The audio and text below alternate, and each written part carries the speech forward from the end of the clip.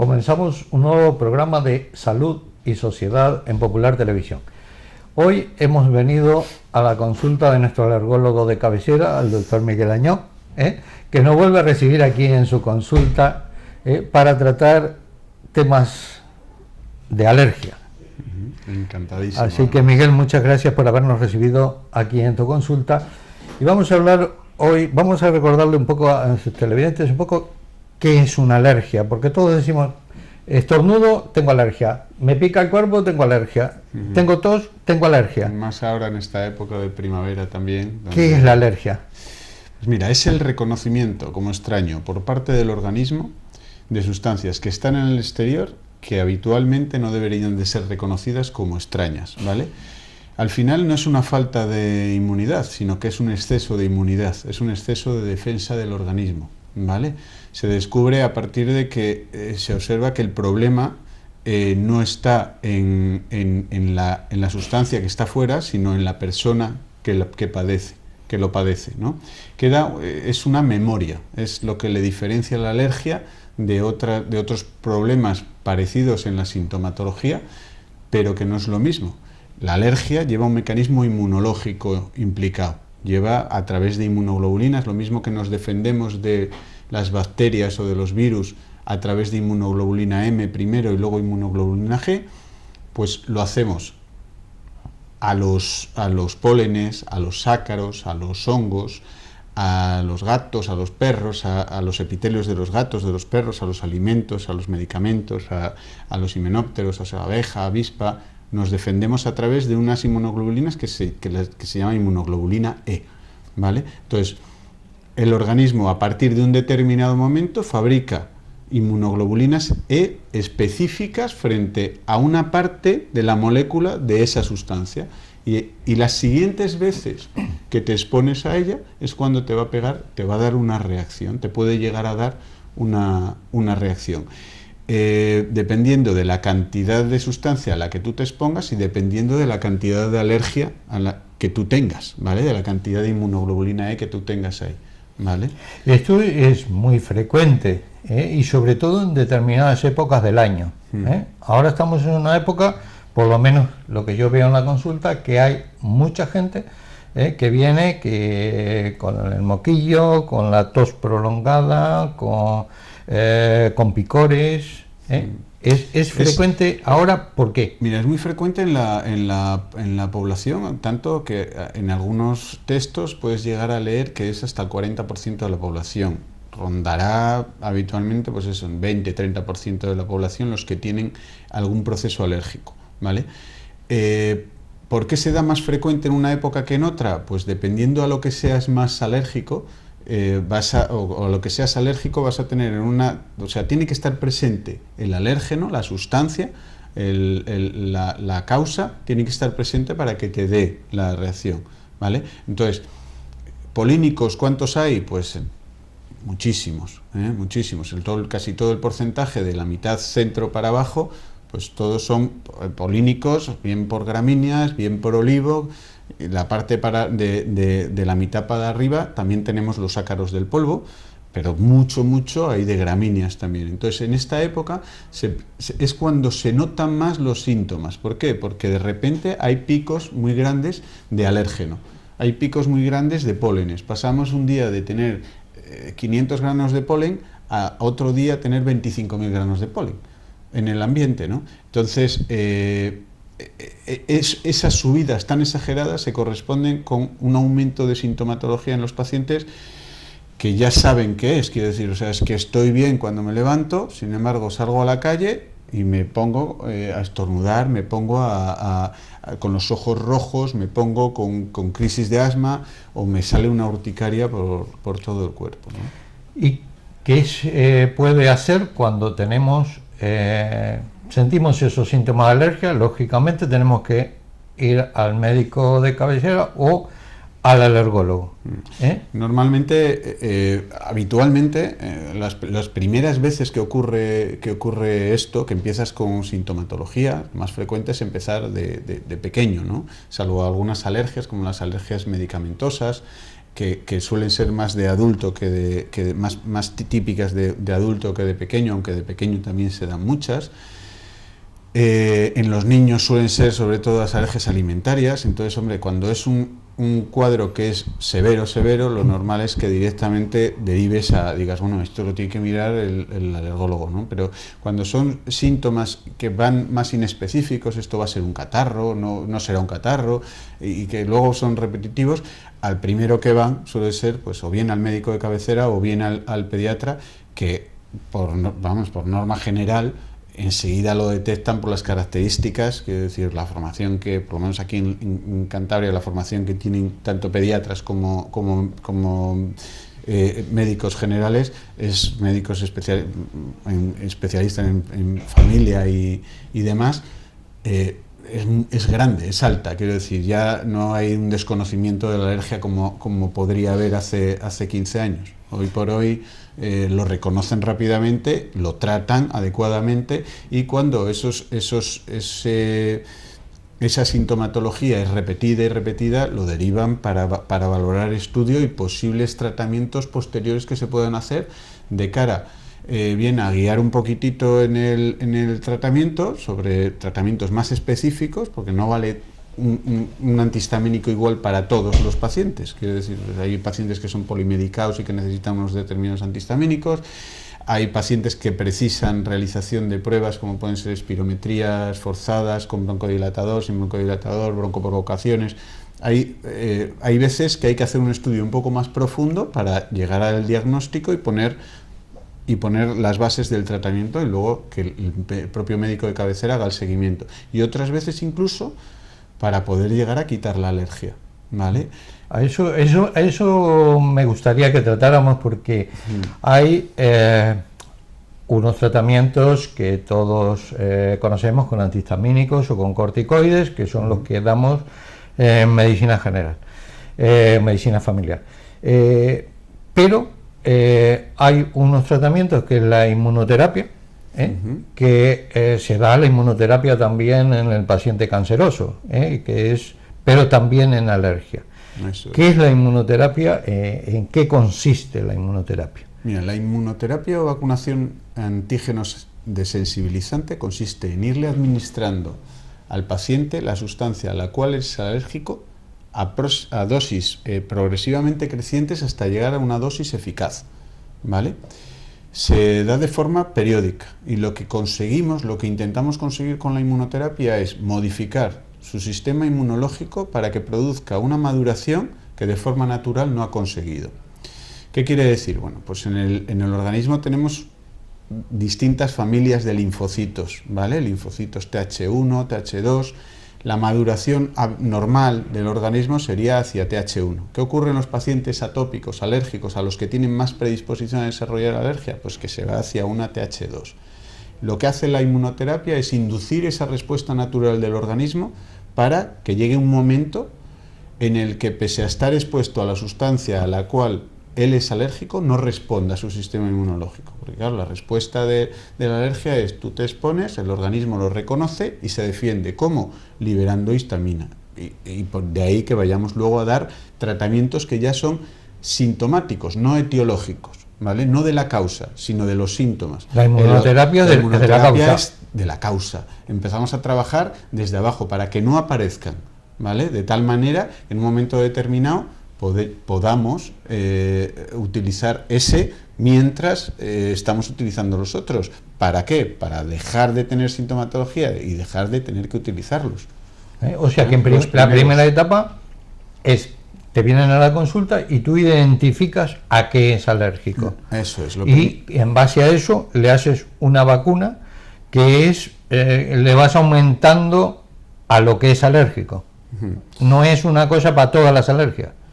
No vale para todas, vale para muchas, pero no vale para todas las alergias, ni funciona igual para todas las alergias, ¿vale? Lo primero que yo hago en la consulta cuando me vienen, lo primero es la historia clínica para discernir si estamos hablando de un proceso alérgico o no estamos hablando de un proceso alérgico. Cuando ya vemos que sí, que efectivamente va orientado a que es un proceso alérgico debido a pólenes, a ácaros, a hongos, a epitelios, lo que hacemos son las pruebas alérgicas, que van dirigidas. El prick test, que ya lo hablamos en su guía, se hace con distintos extractos alergénicos y que en principio se puede, los vamos poniendo. Tenemos baterías de acuerdo a... ¿No hay que pinchar? Pinchar, lo que se dice pinchar, no, porque en teoría en unas pruebas cutáneas bien hechas, un prick bien hecho, no debería ni desangrar, ¿vale? O sea, no debería de salir sangre. Le levantas un poquitín la piel. Eso es, lo que se hace es una especie de ventana en la superficie cutánea con la finalidad de que la sustancia entre en contacto con la parte vascularizada, ¿vale? Entonces el organismo la reconoce y produce a nivel local un abón, una ronchita por extravasación de líquido, un aumento de rojez, porque al abrirse las venitas se produce la rojez, como cuando te das un golpe, más o menos, pero pues ahí se liberan esas sustancias, aquí las liberamos directamente. Ponemos siempre un control negativo, que es el fisiológico, y un control positivo, que es la propia histamina que nosotros liberamos, pero que la tenemos en botecito, para valorar si la respuesta es buena o no, ¿vale? Y si hay falsos negativos o no. Una vez que ya le tienes diagnosticado con todo esto, pasas a la siguiente fase, es determinar si tenemos el alérgeno, o sea, si el alérgeno al que podríamos vacunarle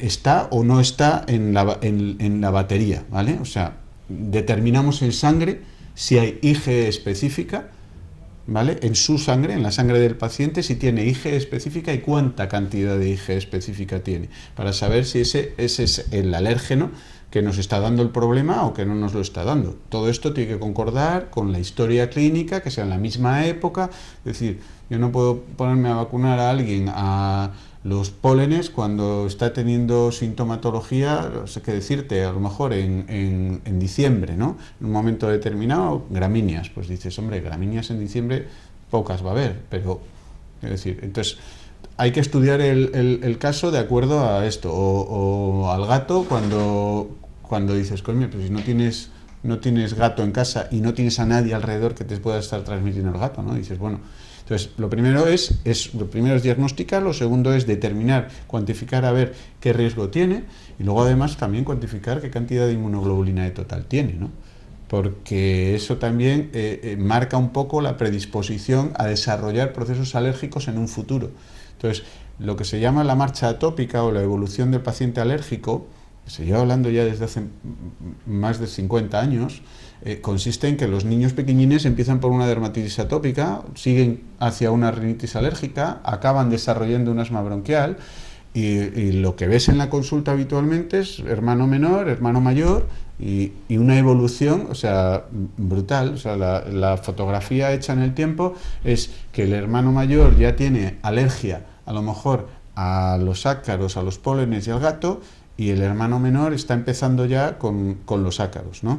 Entonces, dependiendo a lo que te expones, te vas haciendo alérgico.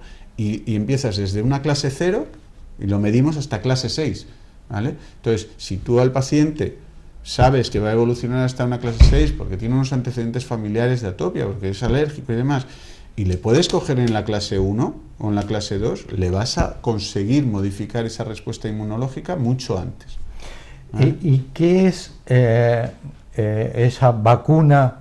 Le haces, mandas preparar una vacuna, ¿no? A partir de ahí, yo una vez que ya sé que efectivamente él es alérgico, contamos con el extracto estandarizado adecuado, porque eso es fundamental a la hora de poder ponerlo. Si tú no cuentas con la molécula adecuada, ten en cuenta que las vacunas en 20 años han evolucionado, pero muchísimo. ¿Por qué? Pues porque, para que te hagas una idea, antiguamente se estaba vacunando con polvo de casa, por ejemplo, ¿no? Ahora lo vemos como, ¿pero cómo se hace eso? Bueno, pero es que era lo que había.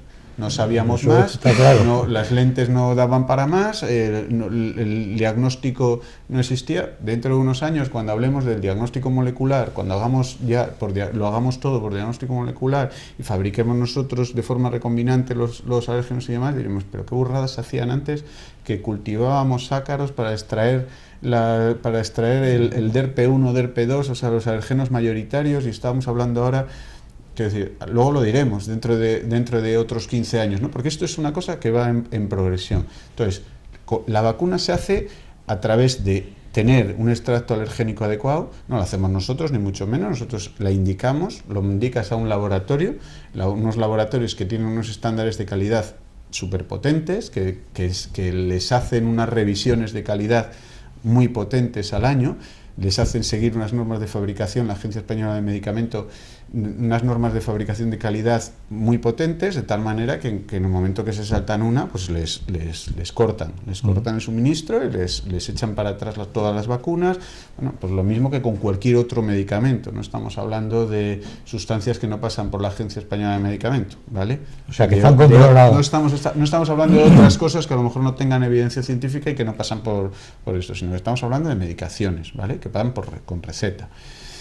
Entonces, esas se cuantifican. Antiguamente se ponía tanto, 5 mililitros, 2 mililitros. Ahora no. Ahora ya se pone por microgramos, que tienen una potencia, cuántos microgramos, de cuánta potencia, de qué alérgeno, ¿vale? Ya te vas a la parte más molecular de esto, ¿no? Con lo cual, las reacciones que antiguamente daban unos viajes tremendos, pues eso, tenías que estar con la adrenalina pendiente y tal. En 15 años que llevo yo metido en esto, han bajado, pues de a lo mejor tener 5, 6, 7 al año de anafilaxias, de tener que poner la adrenalina, a los últimos años no ver prácticamente, o sea, haciendo las cosas como Dios manda, ¿eh? Las vacunas, estamos acostumbrados que nos damos la vacuna de la gripe una vez al año, nos damos la de la varicela acá. ¿Cuántas vacunas hay que dar y cada cuánto tiempo? Porque esto no es una sola vacuna, has dicho que vas aumentando. No, el tratamiento antígeno desensibilizante, o sea, lo vas aumentando, pero antiguamente se tardaba en aumentarlo de forma semanal, meses. Ahora, fíjate cómo ha evolucionado, que en ese aspecto también ha evolucionado muchísimo por la seguridad que tienen las vacunas. En 2 dosis, normalmente, y el mismo día, puedes ponerte en dosis de mantenimiento. Si no, como mucho, en 2 semanas estás en dosis de mantenimiento, o sea, la dosis máxima, ¿vale? Recomendada, que normalmente es la eficaz, ¿vale? ¿Cuánto tiempo hay que estar? Pues luego, de forma mensual, hay que estar un mínimo de 3 años y un máximo de 5. ¿Y esto por qué se sabe? Bueno, pues porque se han hecho estudios, doble ciego, controlado con placebo, con unos estándares de calidad de estudio. No vale cualquier estudio. Quiero decir, a la hora de hacer un metaanálisis, los metaanálisis, sobre todo el que más peso tiene hoy por hoy en la literatura, es un metaanálisis que se llama metaanálisis de Abramson, que está publicado y se ve en internet, del que sacan muchas conclusiones, como la mejoría de la rinitis, la mejoría del asma. Pero bueno, lo que hacemos con este tipo de vacunas, y ya se me ha ido la cabeza hablándote del metaanálisis, me estabas preguntando. No, que ¿cuánto tiempo? Esto es, sí. Entonces, ¿cuánto tiempo? Pues un mínimo de 3 años y un máximo de 5. De estos estudios, de estos metaanálisis, de donde han sacado esas conclusiones, ¿vale? Sobre todo, se me fue la pinta. De donde han sacado estas conclusiones, que un mínimo de 3 años es lo suficiente para consolidar el efecto y evitar que vaya para atrás, y un máximo por encima de 5 ya no estamos haciendo nada. Hace años, había gente que se tiraba 10 años, 15 años con la vacuna y seguían poniéndosela. No se sabían estas cosas. Ahora no, ahora ya se sabe. Es un máximo de 5 años, mínimo de 3 años. Si el paciente ya lleva sin síntomas al segundo año o al año y medio, se aguanta hasta los 3 y a los 3 se retira la vacuna. Si todavía está con algún síntoma a los 3 años, hay que seguir. Si el paciente no mejora a los 3-4 meses de estar con la vacuna, hay que replantearse el volver a pedir otra caja, ¿vale? Las cajas de la vacuna no son costosas. Inicialmente el pago inicial de una caja te puede rondar entre los 250 y los 400 euros, pero cada caja vale para 10 meses, ¿vale? Con lo cual son 30-40 euros al mes aproximadamente, que para un tema de salud, o cuando cualquier dispositivo inhalado te cuesta ya 60 o 50 euros, pues coño, eso al final resulta barato, porque estamos hablando de quitar la sintomatología, o sea, de ir aumentando el dintel hasta que desaparezca la sintomatología. Lo vamos a conseguir sobre todo, ¿con qué? Con alérgenos que sean estables, con ácaros, con hongos, Más difícil, pues a lo mejor con pólenes resulta un poco más difícil el quitar al 100% toda la sintomatología. ¿Por qué? Porque llega un momento en que a lo mejor hay 250.000 pólenes en el ambiente y eso no hay quien lo supere. O sea que no vale para todas las alergias. Para todos los alérgenos no, que estén, porque hay que tener un extracto que esté estandarizado adecuadamente. Entonces, las más comunes las tenemos todas. Ahora es como lo de las enfermedades raras. Quiero decir, cuando hay un alérgeno que es muy poco frecuente, no hay inversión. Si no hay inversión, no hay alérgeno. Entonces, si no tienes alérgeno, no vale cualquier vacuna para cualquier paciente y siempre tienes que tener un alérgeno de calidad. Y se me va a la otra pregunta, es decir, tú me has hecho los brazos como colador. Me has puesto una vacuna durante 3 años. ¿Y eso es eficaz? ¿100%? Vamos a ver, una vacuna que está el paciente bien diagnosticado y la vacuna está puesta de forma correcta, ha seguido las pautas, no ha sido un paciente que ha estado fallando en la administración de la inmunoterapia y no tienes otros alérgenos por ahí pululándote que te estén dando sintomatología, la vacuna funciona y es eficaz. Quiero decir, que le tenga, yo te digo, en los pacientes, depende, quiero decir, todo, si tú utilizas, a ver, si tú a todo paciente que te entra por la consulta le pones inmunoterapia, te van a fallar muchos. Si a tú a los pacientes no les haces, por ejemplo, una determinación analítica siquiera para esto, puede ser que te estés equivocando y ese no sea el alérgeno mayoritario o que tengas otros.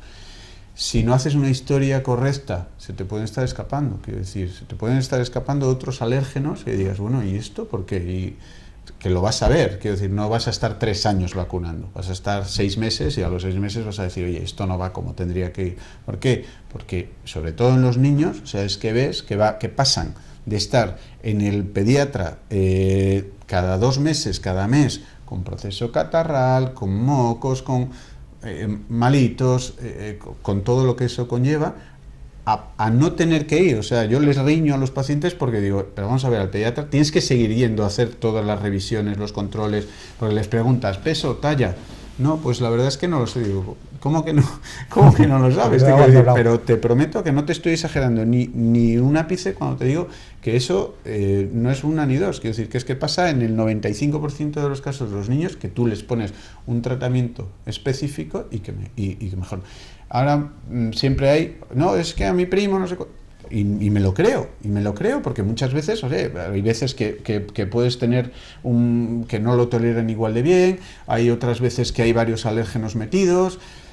Antiguamente es verdad que el que no se llevaba una vacuna de alérgenos se llevaba una vacuna de bacteriana, estoy hablando hace 15-20 años, porque veían que con las vacunas bacterianas también se producía una maduración del sistema inmunológico. Ahí entra todo lo de la teoría higienista y demás, de por qué tenemos más niños alérgicos, ¿no? De que su sistema inmunológico no es capaz de reconocer todo esto, ¿no?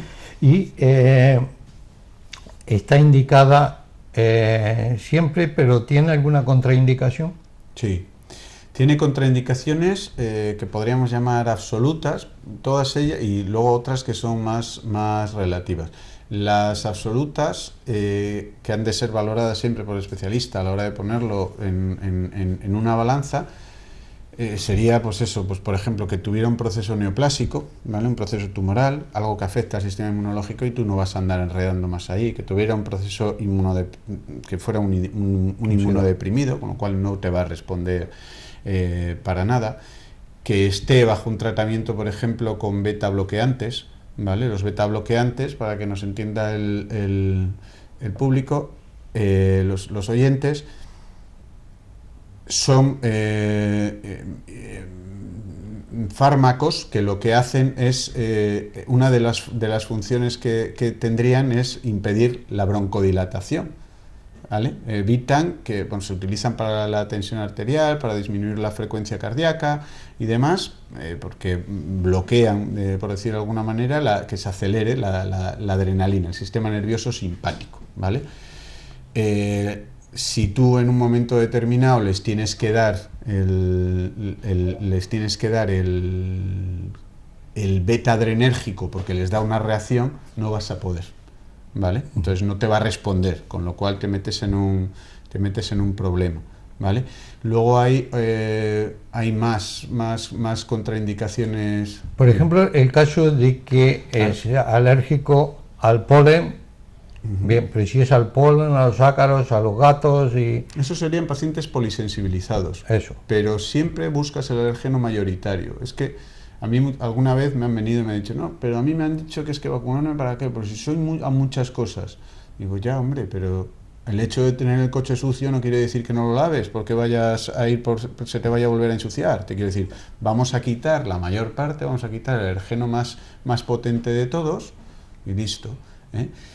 El tema de las contraindicaciones, están también las contraindicaciones relativas, como por ejemplo el asma bronquial mal controlado, muy mal controlado, ese no es susceptible de, primero hay que controlar el asma bronquial, por ejemplo. Y luego las embarazadas, que es otro tema que puede afectar. En las embarazadas ahí está contraindicado el inicio de una vacuna mientras la paciente esté embarazada, pero se sabe que no tiene efecto teratogénico. Pero si ya estaba tomando... Si ya estaba tomándolo, hay quien la mantiene, la vacuna, que yo respeto muy bien. Yo la quito siempre. En el momento en que esto, la quito. Entre otras cosas porque la embarazada entra en un estado de inmunosupresión precisamente para no rechazar el feto, y por eso muchas veces al 90% de las embarazadas les disminuye la sintomatología, toda la sintomatología que tienen. Bueno, don Miguel, tenemos que hacer una pequeña pausa publicitaria, es obligada en este programa, así que hacemos una pequeña pausa aquí en Salud y Sociedad, hoy hablando de alergias con el doctor Miguel Añó, desde su consulta aquí en Emilio Pino. Así que una pequeña pausa y continuamos.